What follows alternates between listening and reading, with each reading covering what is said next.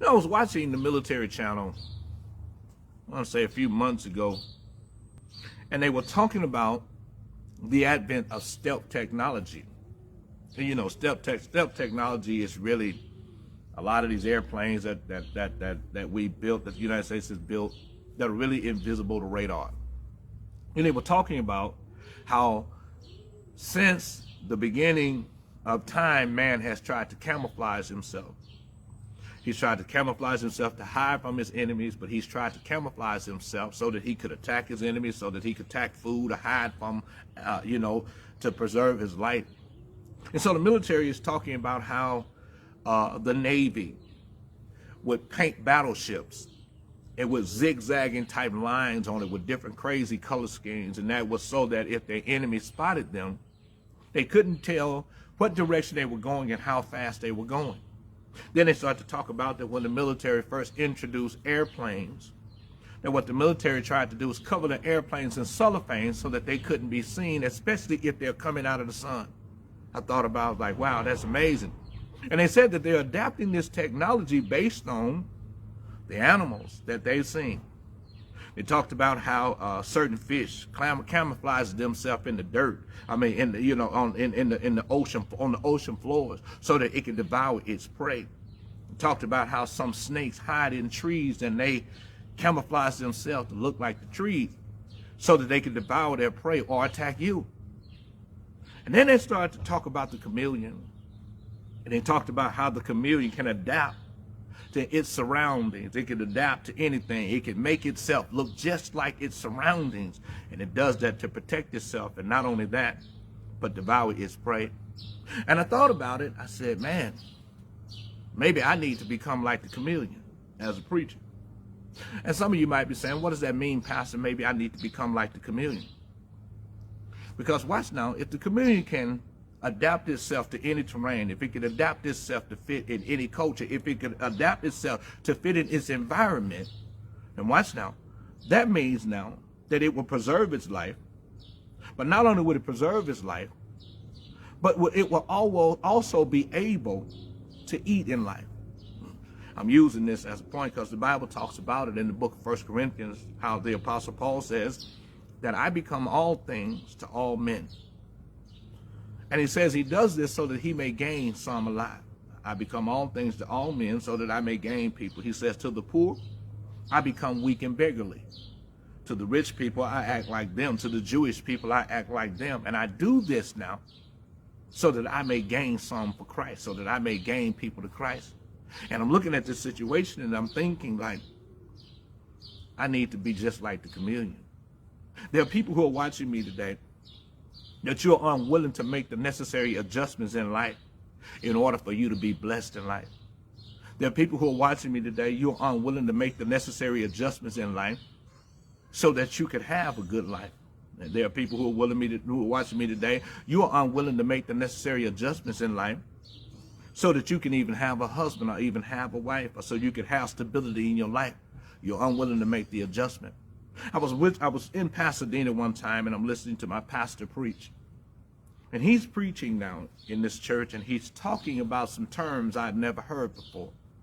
See, the thing you need to know about me, if you say some stuff that I don't understand, I ain't never heard, I'm going to go research this stuff out until I figure it out, until I understand it, because I need to know what it is that you are talking about. Because if you're preaching something and I'm sitting in the audience, that means that your words are for me. So I need to go figure out what it is you're talking about. When he makes this statement, he talks about there's a certain thing called an IQ, an EQ, and then he talks about an AQ, okay? From the world's perspective, I understand what the IQ is. You understand that's my intellectual quotient. He made that claim that this is your intellectual quotient. An intellectual quotient, every one of us deals with this because you've had some form of an IQ test. But before a job hires you, they need to know what your IQ level is. Before a major company brings you in, before you get into college, they want to know what your IQ scores are like. What's your IQ test like? Because your IQ tells them a lot about you. But then he starts to talk about the EQ, and from my perspective, the EQ is nothing more than the EQ on the radio. I'm adjusting it. But then he's talking about that the EQ is not that, but the EQ is your emotional quotient. So watch now. And before a company can hire you, they want to know what you are like in a stressful environment. No, got to understand it. But then he starts to talk about the AQ, which is your adaptability quotient. I don't understand that. Ain't never heard of that. Don't have a concept or a clue. But he starts to talk about your ability to adapt. I don't get a revelation, so I'm going to go home and I'm going to figure this stuff out.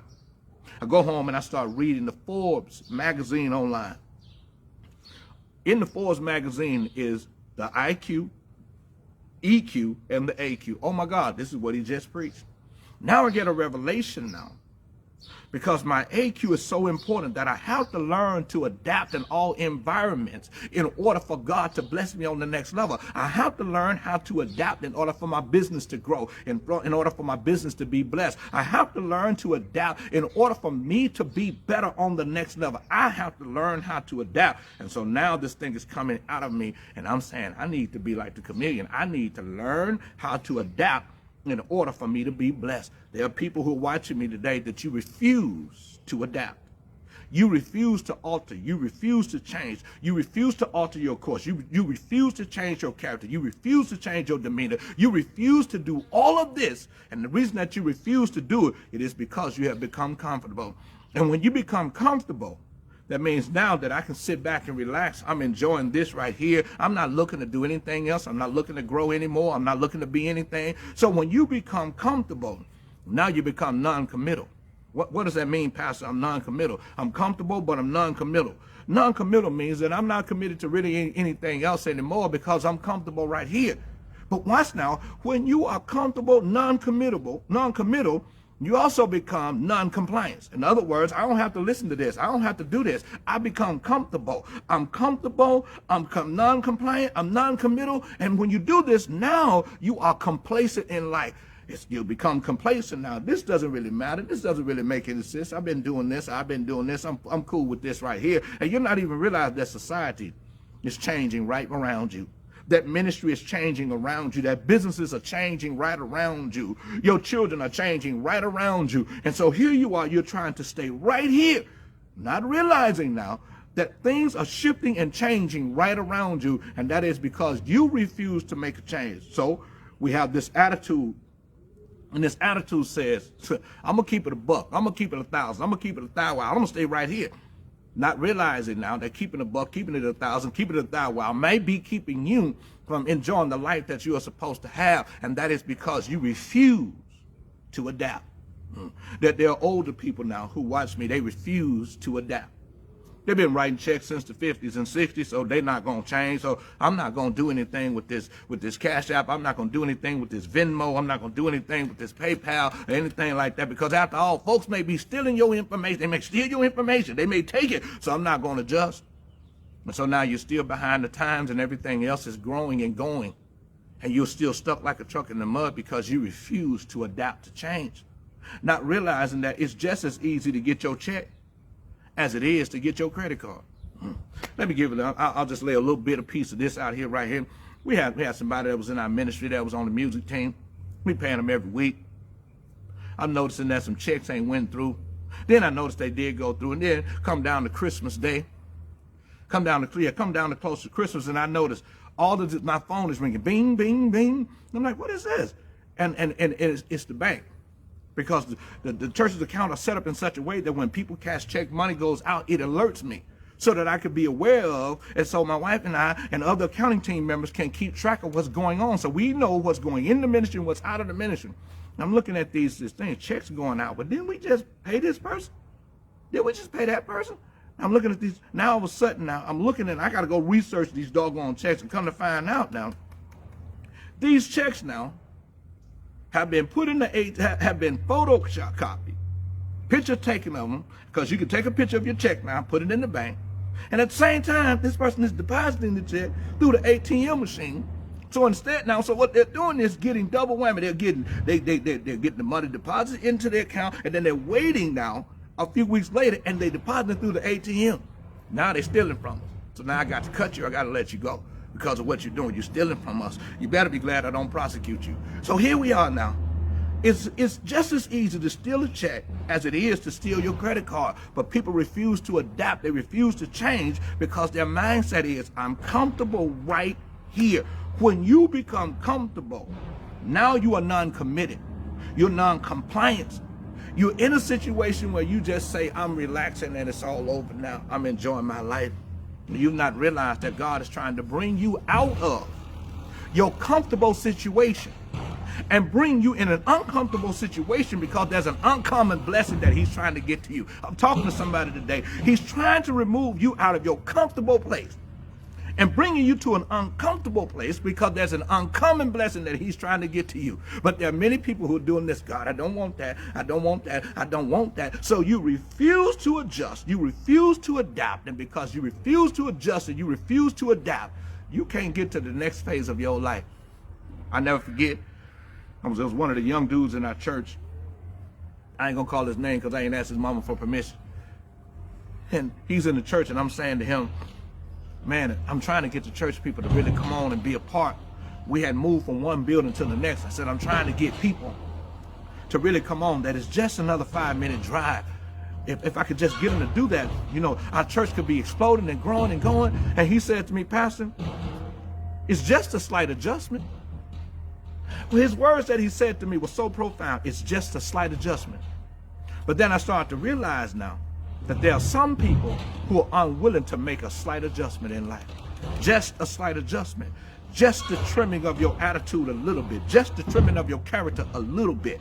Just a slight adjustment. Just a little alteration here. Just a little alteration there. If you could allow yourself to make the adjustment, then you would find out that God has so many more blessings on the horizon for you, that the floodgates would open for you, that doors would open for you, that blessings would walk into your life before you could wake up in the morning good. They would invade your life because you just made a slight adjustment. But what's a slight adjustment for me, Pastor? Sometimes a slight adjustment is just you getting up in the morning and getting on your face and just calling on the name of the Lord. That's just a slight adjustment for you.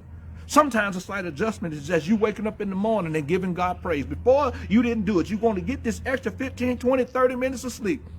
But if you could just wake up in the morning and just say, it's just going to be me and you, God. Just me and you this morning. I'm going to praise you. I'm going to give you glory. I'm going to honor you. I'm going to pray to you. I'm just going to pour out of me. I'm going to pour everything out of me to you today. It's just going to be me and you. If you just made just a slight adjustment, the breakthroughs will flow. The blessings will flow. The increase will show up because now you've made some adjustments. And I watch people many times that the death of them starts with them. I'm not talking about the physical death, but in many cases, the death of them starts with them. That because you're unwilling to make an adjustment, you are killing you slowly. I'm not going to adjust my attitude. I'm not going to let anybody talk to me and tell me anything. I'm just not, I'm going to. And so here you are. You're not understanding that you're not adding blessings, but you're repelling blessings because you can't get free of your pride. You can't get free of your character. You can't get free of your attitude. You can't get free of it. And not realizing now that if you just become like the chameleon and blend in, then you're going to find out that God will add to you. He'll bless you with more. When the Apostle Paul says, I become all things to all men. And he said that I may gain some for Christ. What is he saying? He says, to the Jewish people, I fit in with them. I make of myself a no reputation. I don't act like I'm bigger and better than them, but I fit in with them because I'm trying to win them to Christ. He says, to the poor people, I fit in with them. I want them to understand that I know what it's like being poor, that I know what it's like having to work. I know what it's like having to overcome. I know what it's like to fight through. And then he makes this point, and he says that he knows how to fit in different environments, and he does it now to gain some to Christ. I wonder how many of you are willing to fit in today so that you can enlarge your territory today. I wonder how many of you are willing to fit in today so that you can increase today. I wonder how many of you are willing to push back and not get into the fight or the argument with the boss today, just so you can get the promotion. I'm talking to somebody today because for many of you, you're the reason that you haven't gotten promoted. It is not your aptitude. You already got this. You understand? It's not your EQ. It's not your IQ. You already got the intellectual quotient. You understand? You are intellectually astute. You are smart. And others of you, it's not always your AQ, your adaptability quotient. For some of you, it's your EQ, it's your emotional quotient, that you are too emotional, you are too bitter. You have the mentality that I'm not going to let nobody talk to me like this. I'm not going to let nobody do me like this. I'm not going to let nobody say this. I'm not going to let nobody say that to me. And you ready to get it in at all times. But you're not understanding that to have this mentality that I'm going to get it in, it's the mentality now that says you're going to block every blessing flow that you have. To get it in with somebody, you have to ask yourself the question, is it worth it? Is it worth it? Is it life-threatening? Or is my pride threatened? I'm talking to somebody today. Is it life-threatening? Or is my pride threatened? Have I allowed my pride to be threatened? And you're not realizing that what God is trying to do is get pride out of you so he can get prosperity to you. Talking to somebody today. He's trying to get pride out of you so that he can get prosperity to you. Now, that was one of the biggest challenges for me. God's still working on me in that area because I'm not the dude that's afraid of running from nobody. You understand? You talking to me and talking crazy to me. I have to have a conversation with myself that I have to stop me sometimes because I know me. I'm gonna let you have it. It don't matter how old you are, how young you are. You can't come for me. You understand? If I don't send for you, don't come for me, because if you show up at my door and I didn't send for you, you may not like what you get. So I have to get me together. I have to get me together. And I have to ask God every day, God, help me. Help me, God. Work on me. Help me to be better. Help me not to be emotionally unstable in an environment like this. Help me not to block my own blessing flow with my mouth. Help me not to block my own blessing flow with my attitude. Help me to make the necessary adjustments so that I could be blessed. And there are people who are watching me today because of your pride. And the reality is fear-based thinking. Your pride is really your fear-based thinking that somebody is getting ready to do something to me. Somebody is getting over on me. Somebody is taking advantage of me. And you're not even realizing that none of it is even worth it. You don't even see that it's not the person, but it's the devil behind the person that's controlling the person, that's manipulating the person. You don't even see it. So you ready to cuss the person out. You ready to get it in with a 10-year-old, 15-year-old, 25-year-old. You ready to get it in with a 67-year-old. You ready to get it in with them, not realizing that the devil is setting you up to be emotionally unstable so that you can block your own blessing. I wonder how many blessings have we blocked by being unstable. I wonder how many blessings have we blocked by being unstable. Let me say it again. I wonder how many blessings we have blocked by being unstable, by being emotionally unstable, by being intellectually unstable. There's some things that I can't say in certain environments. Had to learn this. I can be a little hood while I'm on here. I can be hood while I'm around other people. But if I'm in the place where there are intellectual people, I cannot be hood in there. I gotta be intellectual because I'm in that environment. See, when your mentality is, I'm just gonna be me wherever I go, being you wherever you go can be a hindrance to what God wants to do for you. Have you ever stopped to think that maybe you need to look at your surroundings and to see, why did God bring me into this surroundings? Why did God put me in a situation where where there are intellectual people? Why did he do that? Why did he put me in an environment where everybody around me is hood? Why did he do that? It is because there is something on the inside of you that maybe people in the hood need. Maybe there's something on the inside of you that he's trying to develop you with. So he puts you in an intellectual environment because there is something on the inside of you he's trying to develop in you. So our mentality must be, man, I got to learn how to adapt. Got to learn how to adapt. Because if I don't learn how to adapt, society will pass me by. Life will pass me by. Blessings will keep shooting over my head because I refuse to learn how to adapt. I'll give you an example, and I got to hurry up and quit with this. I first started preaching. I seen everybody got their tapes. Their tapes are all got nice labels on them and everything. And I said, when I start preaching really good like that, what I'm going to do is I'm going to get my tapes like that. I'm going to have 4 cassette tape series, 2 cassette tape series. I just got them all planned out. Now all of a sudden I get on the stage where now I'm pastoring now, and I'm recording all of my messages. And I got my tapes recorded. I got the labels on them. I got them looked in. I got them in the case. You understand? My first CD that I had, first cassette tape that I had, it was about prosperity on it. looking good, everything in the nice case, man, everything just looking good, looks presentable. And I go down to Word of Life bookstore. Now I got a whole lot of tapes now. I got tapes here in Word of Life bookstore over there on West Boulevard. They got a section with my picture there, with my tapes there. And every week I come in to see if any of my tapes sold, and none of my tapes were selling.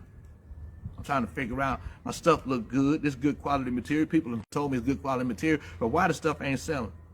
One day I'm back at the Marriott Hotel, and these group of preachers that I had seen that come from out of town, they was talking to me. They found out I was a preacher, and I'm talking to them about the stuff that I'm doing. They talking to me about the stuff that they were doing, and as they get ready to walk out the door, I hand the guy one of my tapes. And to my surprise, the dude said, "Man, ain't nobody listening to the tapes no more. Don't nobody even have nothing to play this on." It hurt my feelings, right? I walked back in. That's why my tape's not selling. Because don't nobody have no tape recorders no more. Ain't nobody buying no tapes. People are in the CDs now. So all of those tapes I got to go scrap them now. And I got to figure out how to get all these messages off the tape and put them on CD. Then I started doing that. Started selling my CDs, only to get to a point. I'm in Indiana preaching one time, and I got these CDs, and they selling, but some of them are not selling. Until somebody walked up to me and said, "Pastor, don't nobody really have CD players in their cars anymore." Huh?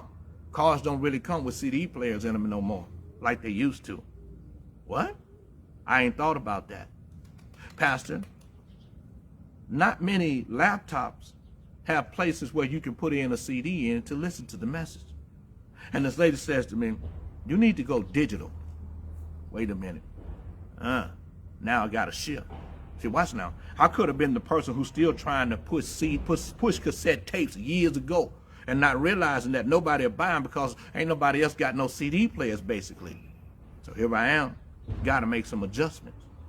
I wonder how many of you have lost out on business because you refuse to make the necessary adjustments, because you won't flow with the times. I'm understanding now. It's MP3s. It's WAV files. You understand now? You can set up a video. You can set up your own video player and be able to email this stuff out to people. See, you got to get with the times. See, if I refuse to just get with the times and stay with the cassette tapes, none of my messages would be able to be a blessing to anybody. What if I would have just said that I'm just going to do radio the way they used to do radio?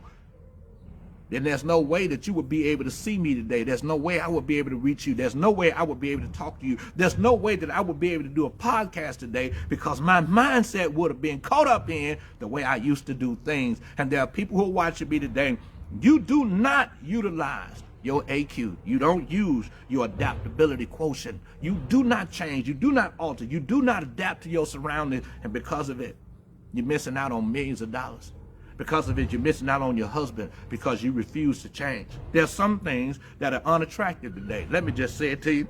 There's some things that are unattractive today. There's some things men are not attracted to. There's some things that women are not attracted to. They're just not attracted to it. So you got to adjust to the day that we're living in. You got to adjust to certain things. Some of these hairstyles don't fit today. They fit 30 years ago, but they don't fit today. Some of the clothes that men wear today, they don't fit today. They fit 20 years ago. When I see a guy wearing a tracksuit and he got on some Stacey Adams, brother, we need to talk. Come on over here.